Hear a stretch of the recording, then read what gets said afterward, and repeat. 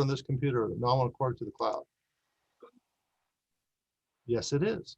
Hi, we're welcoming everyone to the Parashat HaShavua class at Temple Sinai online virtually, so that we are going to be investigating the commentary to the Parashat Balak. We're going to be specifically looking at chapter 22 in the book of Numbers, and some wonderful aspects to it that, again, are not what is commonly read or focused on by rabbis and congregations when they read Parashat Balak. Balak, of course, was the king of Moab, and he calls upon this prophet Bilam, also sometimes called Balaam. I don't know why, but it is.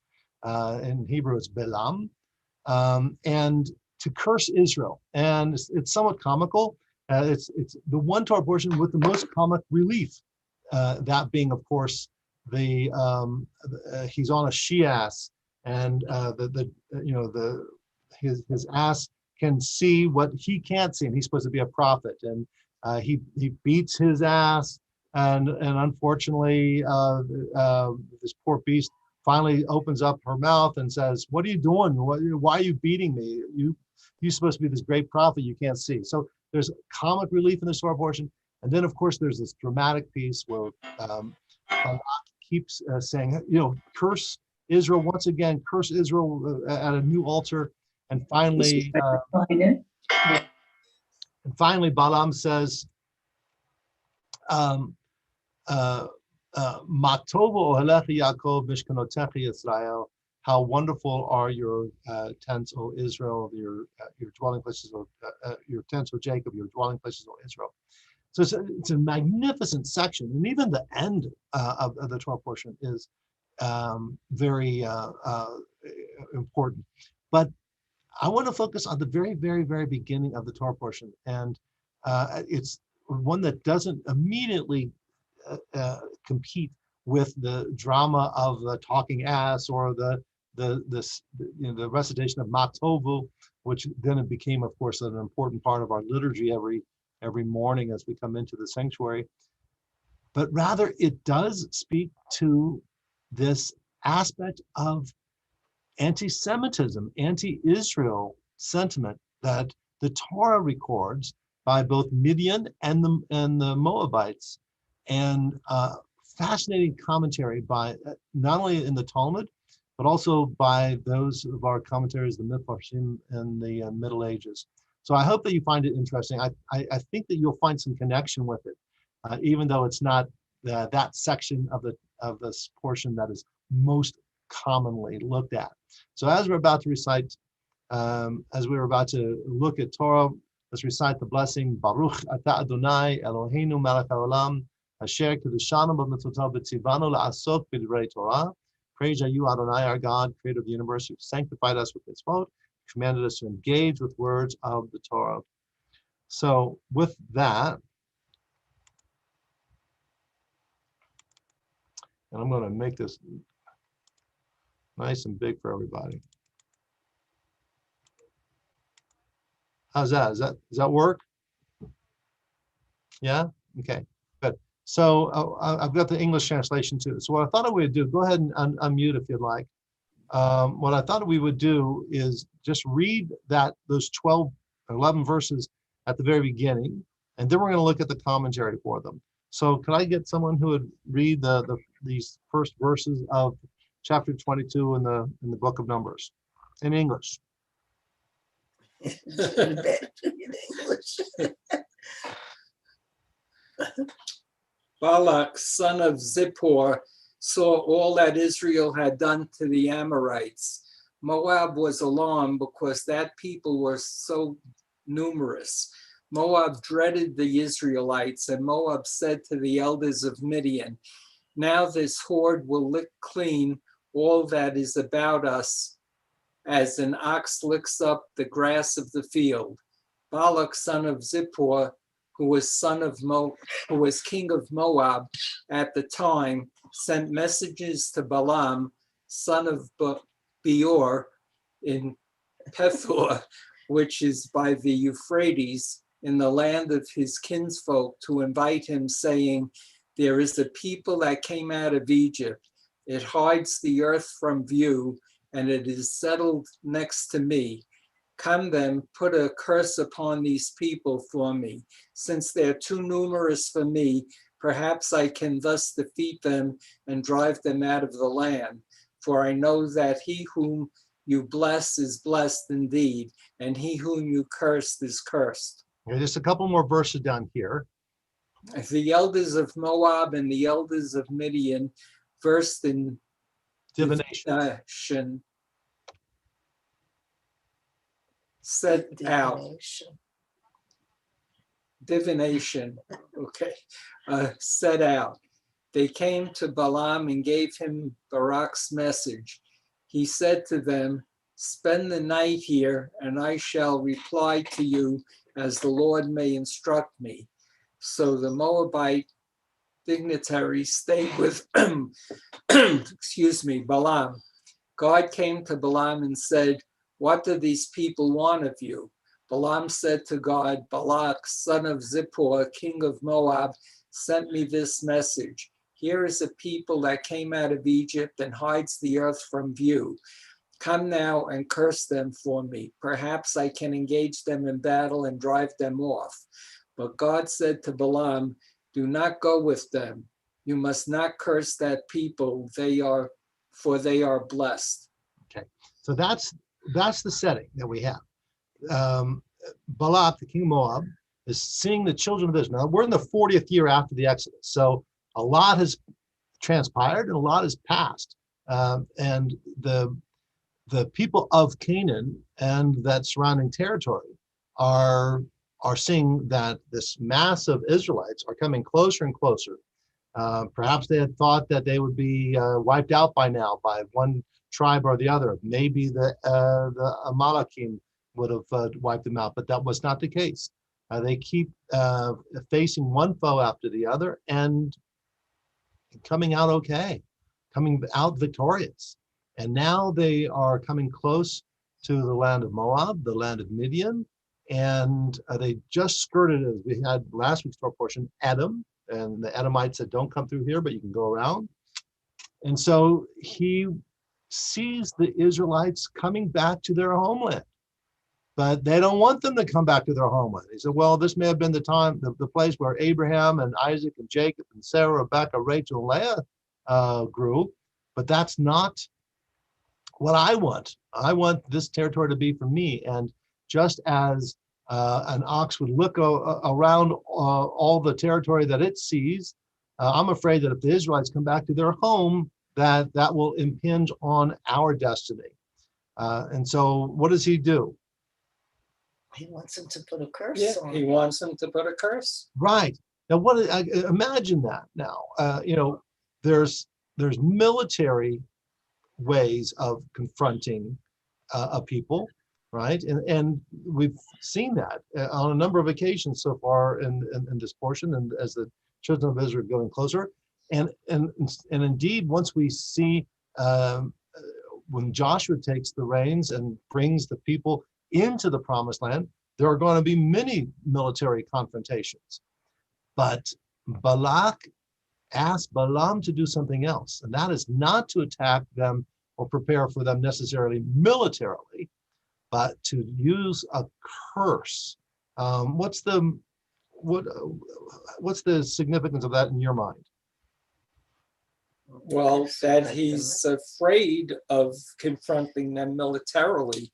It's easier to just say you're cursed than it is to go out and put your life on the line or your people on the line. Anyone else? Mark, go ahead. Yeah. And he may be saying that he understands that his opponent is stronger than he is. He's got to use atypical methods to conquer him.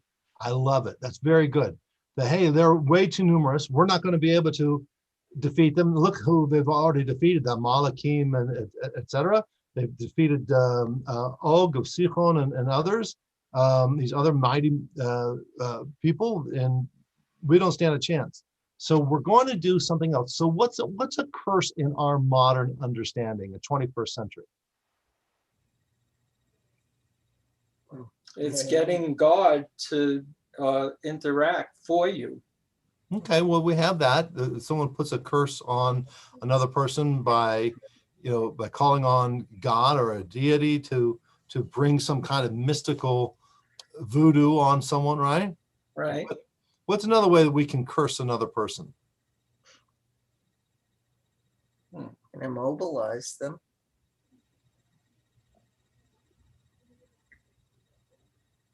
How do we do it on the internet? How do you do it on social media? How do you destroy someone that's an opponent? You drop them, you cancel them out. Well, there's some of the cancel culture, but we have 5 candidates that are vying for votes in New York City right now, right? And they're all Democrats. And they could be saying, well, my worthy opponent. I haven't heard too many of them talk about their worthy opponents. What are they doing instead? Destroy their reputation. There you go. That's exactly right. That's our way of cursing people, is that you spread rumor. Could be rumor that's has a sliver of truth and you exaggerate it. It could be whole cloth made up, or it could be something that is true, but it's just not polite to bring up everyone's foibles. Everyone's got some weaknesses. So why exploit that weakness and simply because you want to win this election, or you want that position, or you want your revenge, or you want that job, or whatever the deal is. We have our own way of cursing, and the cursing isn't by force of arms. The cursing is with the Tongue. right, with our mouth. So the commentators are going to bring that out too as well. Arnie, you look concerned. What are some? Well, I'm trying to kind of put this in perspective. I'm kind of visualizing the time. You've got this king. I mean, clearly he's seen the Edomites get them to go around, but he chooses not to do that. There's this famous prophet who can curses. So to me, that's round one. He figures, I don't think he's worrying here about the reputation. He wants the earth to open up and swallow him, or wants the water to go away, or something. I'm not sure he's worried about their reputation at this point. He's opting for round one. If this guy can avoid the problem, we never get to see what round two is. Right. Round two, except for the Israelites, go around and clobber the Canaanites. Give you arms on the way there. Something, you know what I mean? So I'm not sure. It's just that he's worried about he's going to try to destroy the Israelites. No, I just brought up reputation as a way in which for us to relate to curses. In the old days, if you were upset with someone, you might you might go in the backyard and have a fist fight, but that's not the way they do it now. If you have a disagreement with a neighbor or something, you don't. It was the congressman in Kentucky with who had his neighbor beat him up. That was a different story. But for the most part, we attack each other with words, not with physicality. But you're right. On one hand, he wanted the earth to swallow up this people, but he did it not again militarily. He did it through words, and so I wanted to look at that. Now, if you look at the very, very end of the Torah portion, you'll see that they do follow it up with some ways of action, but we're not going to get to that part. So I want to get back to the text and look at some of the commentary. Now, this comes from Ibn Ezra. We haven't used a lot of Ibn Ezra. It comes really from the generation just after Rashi. Rashi is based more in Central Europe, being France and Germany, and Ibn Ezra in the golden era of Spain. And so he makes a very interesting comment. The very, very beginning, or Balak, son of Zippor, saw all that Israel had done to the Amorites. And now this is what Ibn Ezra mentions. Who would like to read what his take on it?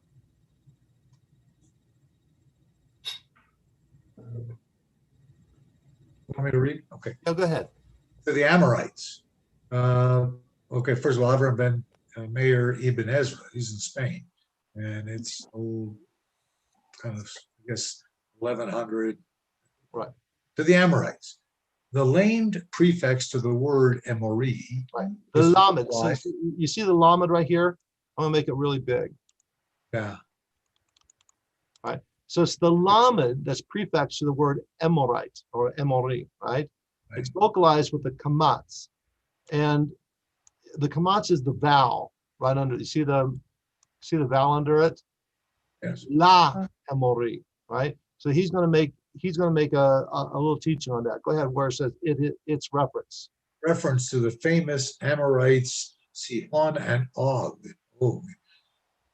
There were no kings among the Canaanites as great as they, whose height was like the height of the cedars, is proof of this. The entire verse reads, "Yet I destroyed the Amorite, Sihon and Og, before them, whose height was like the height of the cedars." Right. Now that's a little quote from Amos. So Ibn Ezra says the Balak, just as you had mentioned, Arnie, is he realized that military or physical confrontation was not going to work.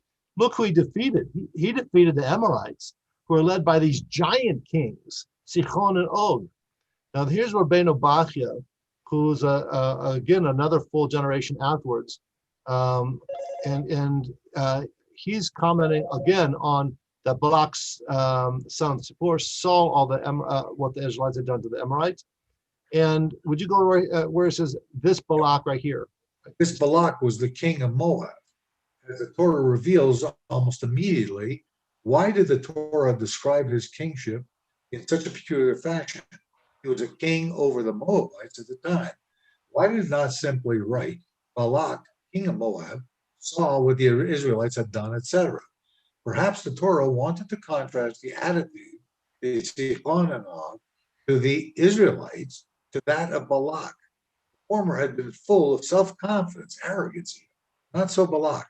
As soon as Balak realized the fate that had befallen Sihon and Og, he no longer considered himself as a king. Kings are arrogant by definition. Right. So this is the king who realized that, man, I'm up against something serious. This is not the time to be strutting about like I'm the gift to the world. And so go ahead. And it says Balak had learned, but at that time. Okay, that is, at the time of the defeat of Sihon and Og, that kings were with mighty armies were no match for the Jewish people, who did not even have a crowned head of their helm. The fact that Sihon and Og were not just average kings amongst the Canaanites is pointed out by God himself, who, whenever he speaks about his defeating the Canaanites, cites the Amorites as the one whom he humbled. That is, they, compare Amos to so-and-so, represented the mightiest tribe of the Canaanite nation. Balak had previously considered the proximity of Sihon and Og as his insurance policy against being invaded by the Israelites. When he saw that his paid protectors had themselves proved inadequate, he suddenly became filled with fear. A midrashic approach based on Tachuma Balak, he saw, means that he foresaw some kind of disaster. We have a rule. The word vayar was in the very beginning of our. Sorry, the word vayar. He saw. Means that he foresaw some kind of disaster. We have a rule that whenever wicked people are described by the Bible as having seen something, that somebody is invariably some kind of disaster. Something is invariably some kind of disaster. Compare Genesis 9, where Ham saw his father's nudity, resulting in his offspring being condemned to be slaves. Compare also Genesis 6:2, where the elite of mankind is described as seeing the daughters of man and violating them, resulting eventually in the inevitability of the deluge. Of the flood. And then finally. Compare also Genesis 12, where the 12:15, where the Egyptians saw the physical beauty of Sarah. This resulted in her being abducted to Pharaoh's palace. So another example is that of Shechem, son of Hamor, seeing Dinah, which resulted in his raping her and the whole city of Shechem being destroyed. Yeah. So let's come out of this for just a second. Yeah. So what Rabbeinu Bachya is looking at is that he was intimidated physically, but when he saw, he was looking at Israel with a jaundiced eye. Now, the one blessing that we find in Pirkei Avot. So what are the characteristics of a really noble and wonderful person? And one of the characteristics is a goodly eye, i.e., when you see another person, instead of measuring them up for some kind of critique or measuring them up for how you can bring them down, as if you're always in competition with another person, but rather to see someone and to be impressed, be elevated, to rejoice in their goodness. So obviously Balak and all of these other people bent on mischief, bent on evil, bent on violence, they use their eyes, they look to see, and it's only to see how they can take advantage of this person or overcome that person. And those are the examples of Shechem, who saw Dinah and wanted to rape her, and the Pharaoh who saw Israel and oppressed us, and etc., as we saw in those other examples. So Bachia is looking at the seeing as the act of the negative seeing as one of the roots of evil, and certainly of anti-Semitism. Now, I want us to, again, that's the lens I wanted us to sort of look at, the lens that I wanted us to look through today.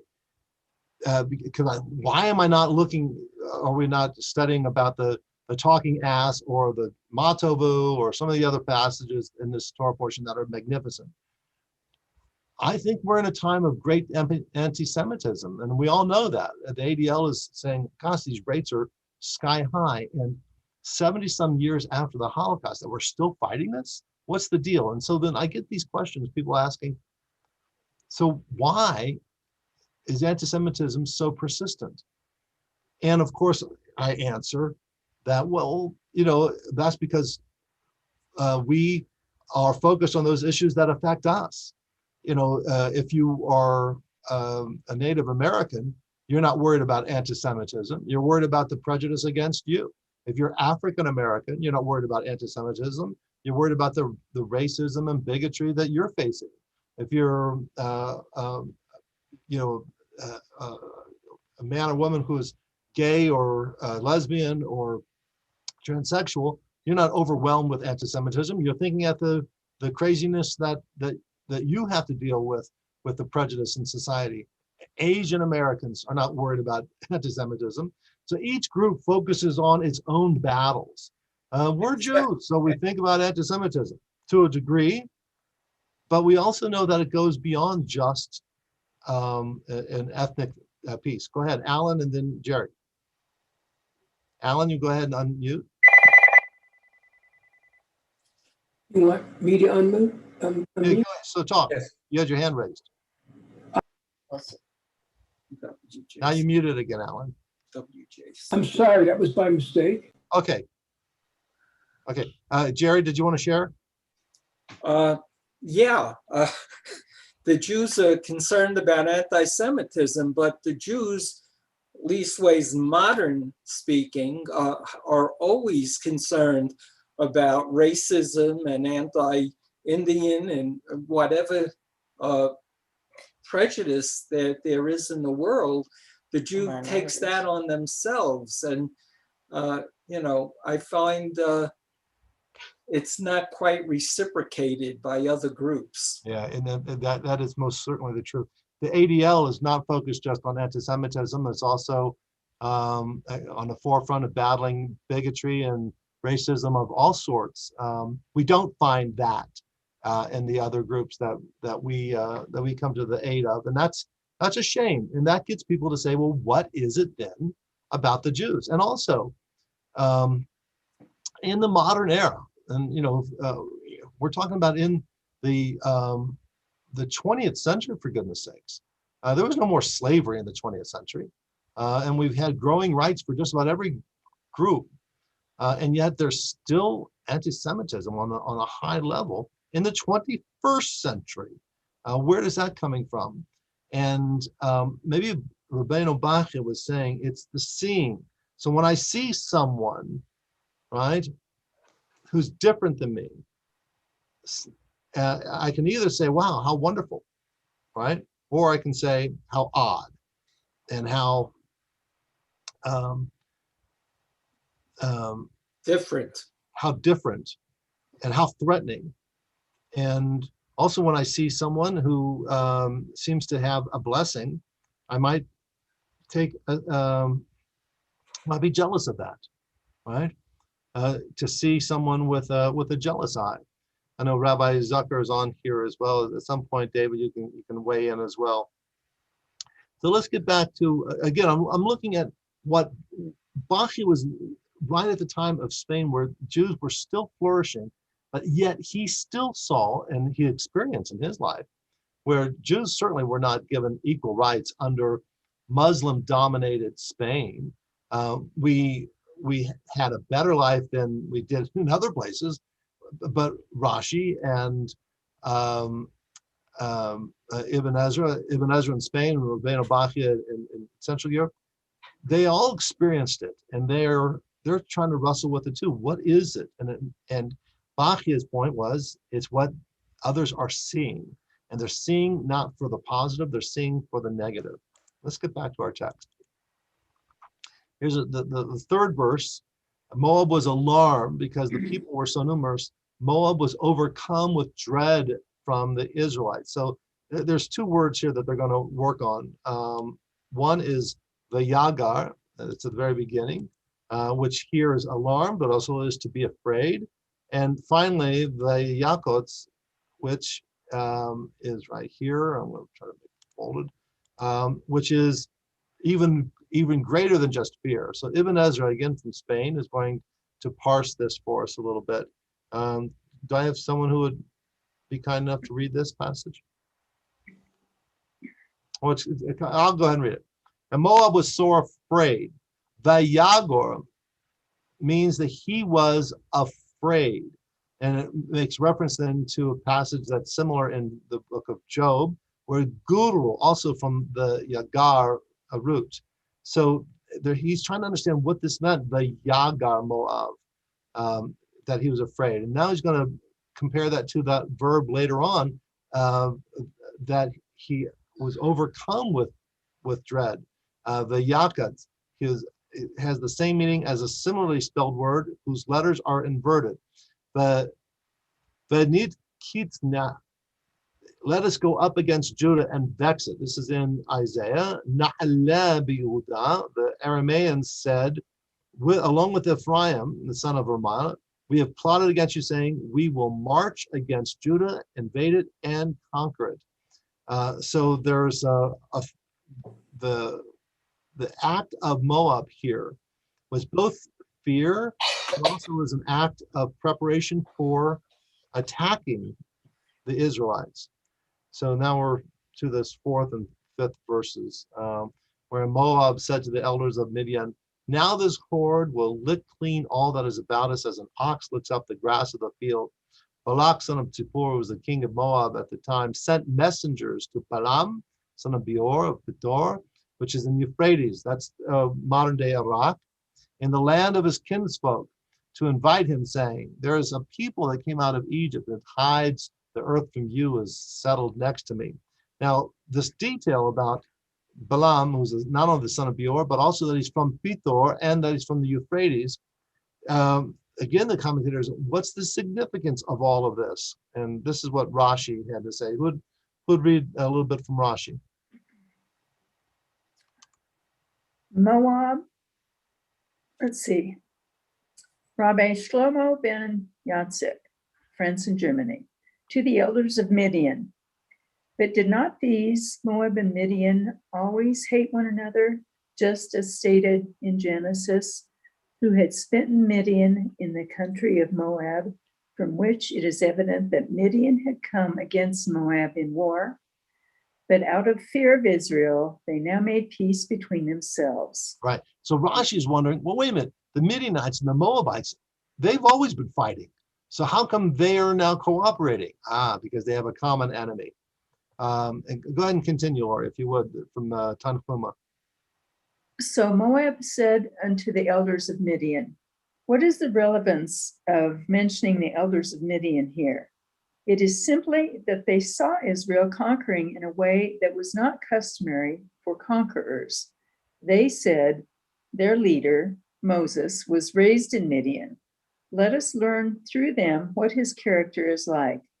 The elders of Midian said to them, his power is only in his mouth. They said to them, we also will bring someone against them who has power in his mouth.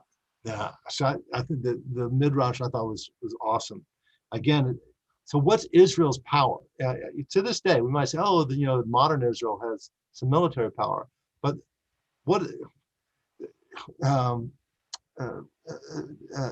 Rabbi Zucker, it was David Bialy who wrote the Jewish powerlessness, that throughout much of, well, if not all, of the modern era, Jews had no power, not physical power, not governing power. We didn't even have our own land. So what was the power that Jews had? But I think what Rashi and the other commentators are doing is they're pointing to Moses, and there's that example of his confrontation with the Pharaoh, and he says God will do such and such and such and such. So Moses has a reputation as somebody who can command with his voice, and things in this context, negative things will happen. So the Moabites say we better get somebody who can meet Moses and fight with him at his own game. So they're going to go for Bilam, this prophet who has a reputation that he's able to make things happen with his mouth. Good, thank you. Mark? Why doesn't it have anything to do with the fact that Moses was married to the king of Midian's daughter? Well, in this case, it does, because he's trying to figure out what's the weakness, what's the angle that we can attack this Moses, this leader. He said, oh, didn't he spend time with the Midianites, and he married a Midianite girl, and his father-in-law, Yithro, is a Midianite priest. Maybe we can get some angle there to, and they gave him, they said, you know what, because his power is not in the force of his arms. He's not a mighty warrior, but it's the message that he has, his talking. And I think that's also part of it. You look at the what is it that drives the anti-Semites batty? Well, it's not that we're not the neighborhood bullies, right? We're more often than not, the Jews are the clever kids in class, or doing well in school or in business. And that drives them crazy, that they're good with they're sharp with their minds and with their tongue. And that drives the slow-witted brute to distraction. Arnie. Yeah, I mean, historically, Jews, particularly in Europe, Russia, were the other. Okay, and there's a natural tendency to always ostracize or differentiate the other. Large portion of the population wants to be part of something. Right? And Jews are the classic. Catholic Church benefited from that concept for generations. Okay, so the question is now the rise. Are we really in danger now? So, what are we doing different than has been done historically?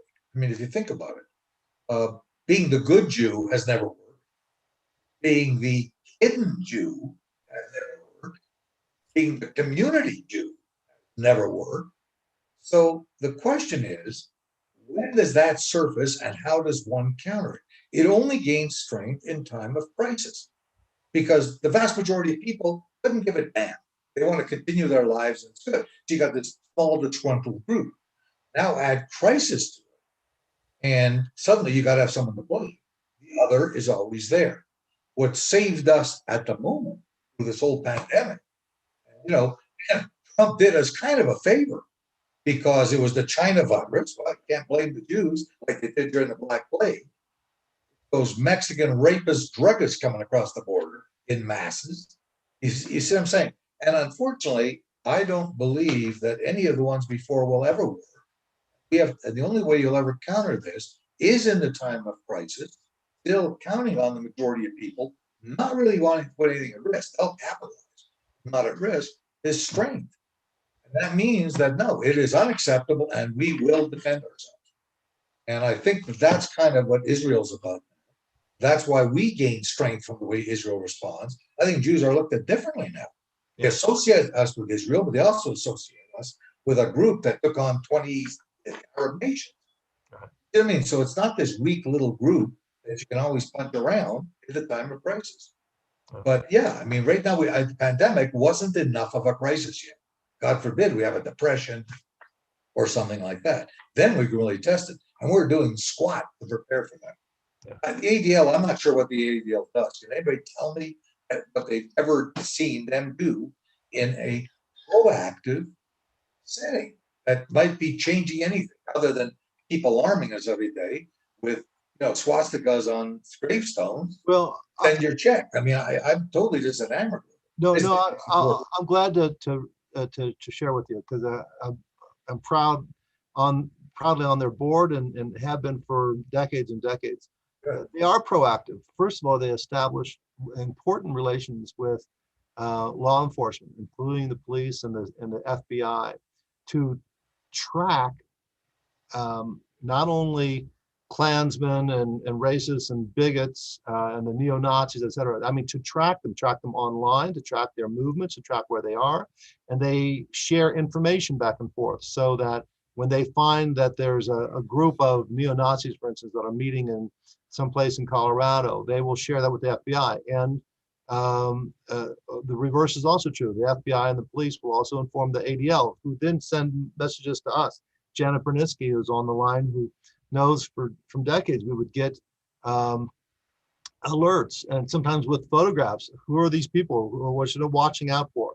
They're also proactive in a positive way, and that is setting up within thousands of schools just in Colorado, let alone tens of thousands around the nation, with a program called No Place for Hate, in which they teach children about bigotry, about anti-Semitism, about racism, about homophobia, etc., and teaching these children that they need to create for them, for the community and for the world, an environment in where it's just not acceptable to bully people because of their race or their religion or gender or sexuality, etc. And so those are the very proactive stances. So I'm not going to go on and on with ADL because I want to get back to our Torah portion, but it does serve a very important part. And most importantly, I think it was, of course, preceding the establishment of Israel. It established a point of strength within the Jewish community that we are going to stand up. Anti-defamation. When someone curses us, we're not going to stand by idly. And we will go to the communal leaders, and we'll go to the church leaders, and we'll go to those offending parties, and we will confront them and struggle against them, so that the Jew who faces that kind of anti-Semitism in school, in the business and workplace, etc., knows that he or she is not alone. So the ADL has been doing that battle, and I think it does relate very much to this Torah portion. So Alan, you have to raise your hand and let me know, because here's the thing: your Moses behind you, your little your Moses has his hand out. So I see your hand, and I don't know if you're trying to talk or if you're. Moses will go to lunch. I'll take care of it. All right. Okay. Good. I have what's happening now. We're getting moms and dads at school district meetings, and they're taking a stance, especially the woman who married to a Muslim. She's a Christian. She spoke for 12 minutes and told that board what to do without yelling. Just said, and they said, your time's up. She said, my time's up. What do you mean? I'm paying, I'm using taxes in the county. You work for us. We don't work for you. And she, I don't know her name, but you Google it. And I have to unload the phone call. That's all right. We'll get right back to that. So let's get back to our text. Again, words fighting words. That's what both Tanhuma and Rashi were pointing out. Rabbeinu Bachya mentions that this person Bilam was specifically brought from this place where he was from Peor, because it was from a place called Petura of Pitron. It's a land which is famous for its diviners, for its sorcerers, for its magicians. So let's get to this next section, verse 6, where Balak comes down to it and asks Balaam to curse Israel. Come then, put a curse upon this people, for since they are too numerous for me, perhaps I, and it says literally we, nakeh, that we, but the translation says I for whatever reason, can thus defeat them and drive them out. For I know that he whom you bless is blessed indeed, and he who you curse is cursed. So Nachmanides, who's 13th century Spain and Eretz Israel, he notices immediately that even though Balak is the king, and he's asking Balaam to do the curse, he sees it as a joint effort. So that's the nakeh, that we, plural, that we might smite them. The meaning of the plural we, although it is only Balaam was speaking, is that I and my Midian ally. Although that's in contrary to what Rashi had taken on it. Chezkuni, 14th century, from France, also sees this whole idea of the nakeh, that we will inflict a defeat against Israel. But I like his alternative interpretation. Let us inflict a defeat on Israel, you and me engaging in war. I will wage war militarily, and you will do the cursing. The use of the word haka'ah, or striking, in the sense of cursing, is also not unique. We find it in Jeremiah, etc. And finally, here's the from Sanhedrin. Who will read a little Talmud for me? With regard to the verse, and the elders of Moab and the elders of Midian set out with their divination in their hands, and they came to Balaam. It was taught in a Baraita. Midian and Moab had previously never had peace between them, and they were always at war with each other. What led them to make peace at that time? There's a parable of two dogs that were with the flock, and the dogs, were hostile to one another. A wolf came and attacked one. The one dog said, if I do not help him, today he kills and tomorrow he will attack me. They both went and killed the wolf. Moab and Midian joined together to face the potential common threat, the Jewish people. Rav Papa says that this is in accordance with the adage that people say, a weasel and a cat made a wedding from the fat of the luckless. Despite their hatred of each other, they joined together for their mutual benefit at the expense of a third party. Right. So then you have, now this is, I know a little bit far-fetched, but go with me on this. I'm fascinated by the partners in this anti-Israel, anti-Jewish rhetoric. We have, on the one hand, people who are the neo-Nazis and the Klan and the typical far right-wing bigots who've always hated Jews and don't like Israel. And then you have, on the other hand, those on the far left who are leading the BDS, leading the anti-Israel. And when there's a Jewish speaker or chasing Barry Weiss off of the New York Times, and when there's an Israelite, someone from Israel who wants to speak at a college, who are harassing this person, or harassing any Jewish event, they're coming from the far left. And look at the bedfellows, far left and far right. And what do they have in common? Well, they hate each other, far left, far right. But their mutual hatred for Jews makes them strange bedfellows and partners. But let me give another example, and that is there are people I'm just using this as a broad term, in the very pro-Israel, whatever Israel does is right, and they will reach out to some evangelicals. In the news fairly recently, as Rabbi and I know, Pastor Hagee from Texas, who's a very conservative, very conservative, reactionary kind of person in terms of social issues, is very pro-Israel. And so sometimes, as the phrase goes, there are strange bedfellows. And the fact is, we are willing to work with some groups because what we share is stronger than what divides us. And just to give one other example, oftentimes as Jews, we will associate, and certainly on national bodies, will associate with Roman Catholic groups to fight injustice or discrimination or racial issues and whatnot. But we're going to differ when it comes to the question of abortion rights.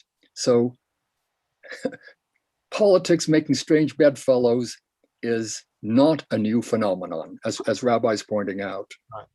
So, but I think it's one thing to find partners for a political aim in support of a cause, but to gather with those who are so opposite to your values and principles in order to attack a third party, to try to destroy that third party, that's a different phenomenon. That's what we're having with Midian and Moab in this week's Torah portion, with Balak and Balaam, that they were naturally enemies. Their peoples were opposed to one another, but they're putting their enmity aside in order to attack and destroy Israel. It's one thing to reach across the aisle to an ideological opponent and say, hey, I'll vote for your bill, you vote for my bill.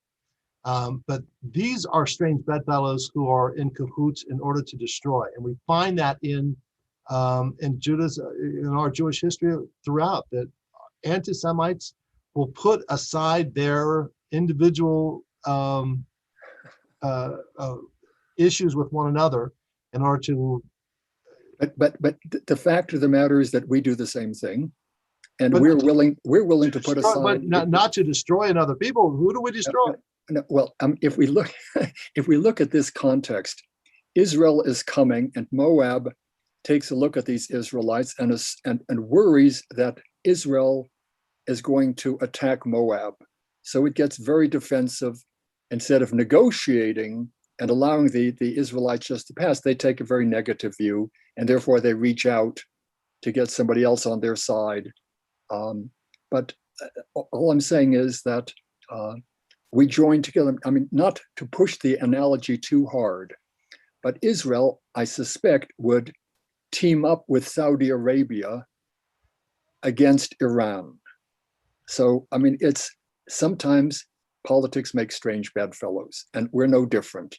Fair enough. Good enough. Okay, so let's get to. We have a couple more verses I want to get to, and this is the elders of Moab and the elders of Midian versed in divination, but it doesn't say versed in divination. That's a JTS translation. It literally says uksamim biyadam. They had tools of divination in their hands. And Cheskuni is going to work on that a little bit.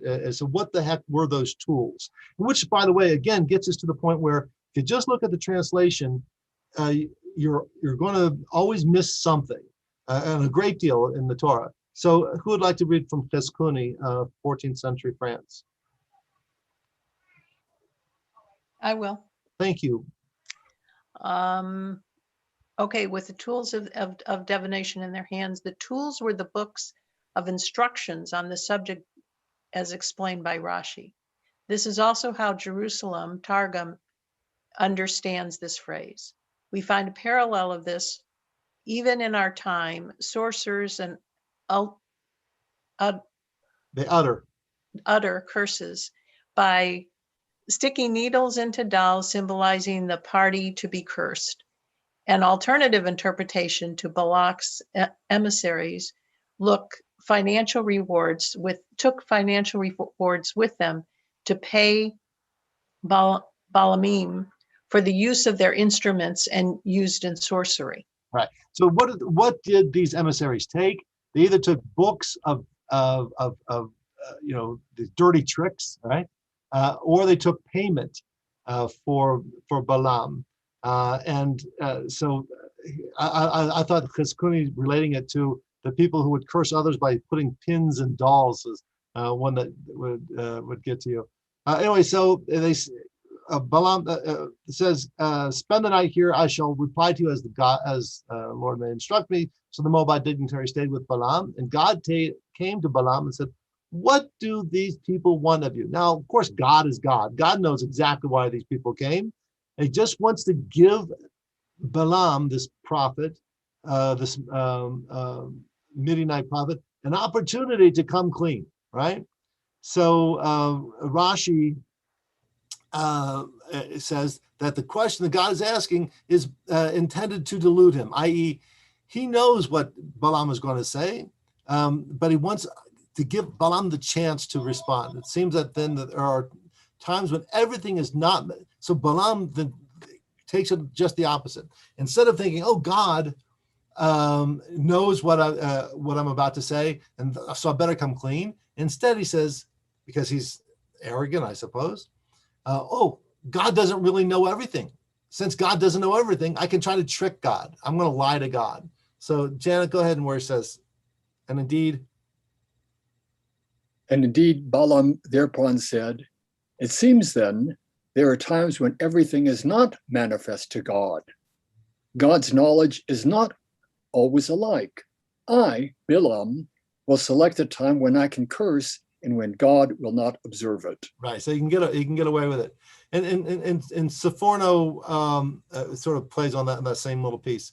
So I want to get to these last couple of passages. So then Balaam says to God, "Balak, son of Zippor, king of Moab, sent me to this message. Here's a people that came out of Egypt and hides the earth from view. Come now, curse them for me. Perhaps I can engage them in battle and drive them off." And Rashi takes on the fact that we have the use here of kavali, curse for me, and compares it that this term is even worse than what Balak had originally asked, which was arali, which was also curse, but it's not as bad a curse as what Balaam is going to add. So each one has their own agenda, their own hatred. So I want to get to this final little piece here. That's a little bit too long. I'm going to miss otherwise. So God said to Balaam finally, "Do not go with them. You must not curse that people, for they are blessed. Ki baruchu. They are blessed." This people are blessed. And this is what Rashi says. And then I have a little piece from Talmud too. So Rabbi, would you conclude this? Sure. He said, "If so, I will curse them in my own place." Whereupon God said, "You shall not curse the people." Balaam said to God, "If so, I will bless them." God replied to him, "They do not need your blessing because they are already blessed." A parable. People say to the hornet, "Neither any of your honey nor any of your sting." In other words, we don't want to have anything to do with you. Right, because you're bad news. Now here, the final word to the Talmud, which I thought was perfect. When one learns this is from the Torah, as it is written that initially God said to Balaam, with regard to the contingent dispatched by Balak, "You shall not go with them." After, Balaam implored God and indicated his desire to go with them, as it is written, "Arise, go with them." That's where God says that to Balaam. One learns this from the prophets, as it is written, "I am the eternal your God, who teaches you for your profit, who leads you on the path that you shall go," indicating that along the path that one seeks to go, God will direct him. Here's the key to this whole thing.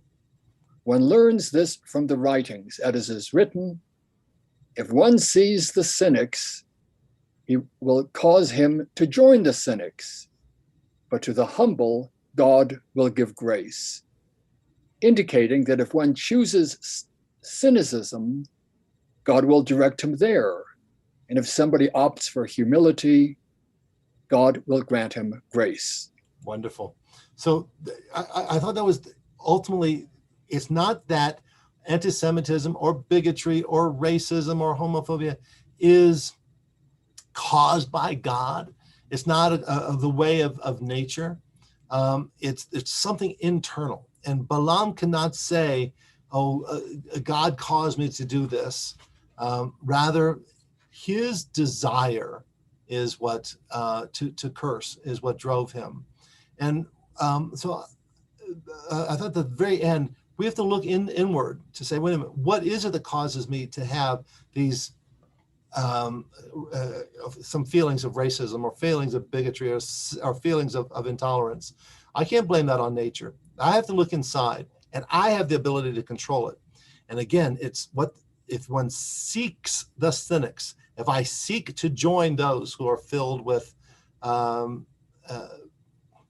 if not hatred, then at least with a negative attitude against others, well, I'm going to find myself among them. And so this question that I wanted us to look at as to some of the origin of anti-Semitism, and I think a lot of it is in these first verses of this week's Torah portion. It puts the blame right back on the individual. Don't tell me about history. Don't tell me about philosophy. Don't tell me it's about religion. It's about this individual. If you have hatred for Jews, chances are your hatred isn't just for Jews. Your hatred is also for, name a whole litany of others who are not just like you, or you find threatening, or you find intimidating, or whatever your mishigas is. We have to look at the individual, their responsibility for being hateful, and then it comes right back to us as individuals. Who am I seeking to be with? Am I seeking to be with those who are building bridges of respect and mutual benefit, or am I also among those who are causing differences and exacerbating them? That was the sermon for today. That is good. That is good. Good point. So, anyone else? Well, I hope you weren't too sorry that we didn't do the talking ass. We'll do that next year. Rabbi, what do you do with the group that you're describing? That are the cynics, that are the anti-Semites? Well, You interface with, what are you supposed to do about it? They're the ones causing harm. right. You're right. And so I'm not one of those who is, there are really good people out there who says, you know what, the best thing is to try to find some kind of conversation with him and rapprochement and try to build bridges with it. But I don't know. I have just found people who are filled with hate are filled with hate, and I don't want to be around them. I feel awful because the best I could do probably is to get this person to hate me less. This person is still going to hate all these other people. So I don't know. I think that's where the ADL and having good relations and being protective of one another is so important. There are always going to be Amalek out there, people who are filled with hate and rage. And I'm not going to ever pretend that, I can turn this person who's filled with anger and rage and turn him into a good person. That may happen, but chances are that if you get too close and interact with people like that, you're going to put yourself in a very vulnerable position. I wouldn't wish that on anybody. Good discussion, Rabbi. Thank you. Thank you, Rabbi. Okay. Anyway, everyone else, look forward to seeing you guys on. We do have Bible and Beers tomorrow, gentlemen. That's we're going to do it virtually. One more month. We're going to vote to see whether or not we actually come into person at some point as well. Lunch and Learn is on Thursday, and I hope everyone is well. If you so inclined, it's our annual event. Janet, you missed those. And don't forget the healing service. Healing service on Thursday at 11 o'clock. And I have a whole long list. If you have others that you wish to type in, alert me to. It'd be my pleasure to think of them as well. Take care, everybody.